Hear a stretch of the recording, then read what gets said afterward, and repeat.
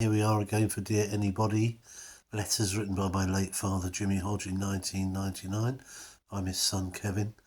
And he compiled a whole year of letters reflecting on the events of the day.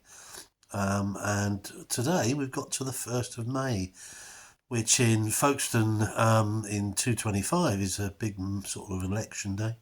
Lots of local elections taking place with possible changes in the leadership and I suppose allegiance from the main parties, but more news in a couple of days, I would say. From Dad's point of view, I think he just reflected on the fact, sorry about the wobbly.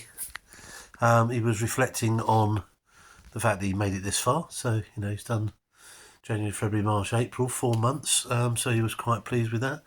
But was, I think, reflecting on the fact that there was still wars in the Balkans, and apparently there was some bombings in London which had been attributed to Nazism, so he was a little bit sad about that. A telephone preference service started, which was sort of people could register and receive less scam calls, which I think probably worked. I think if you did get reference, you probably were privy to less, but Dad was then given a whole list of ways that he would approach, ranging from sort of pretending he was an answer machine, telling them about his bad back, or saying that they had money or something like that. So, apologies for Bert, the dog, just seen someone walk past. So he was quite good at sort of playing with the scammers. However, Jimmy then became very, very phobic about doing anything online in his later life, was quite happy for me to go online, but he didn't want anything to do with anything that was online, which is probably wise, really.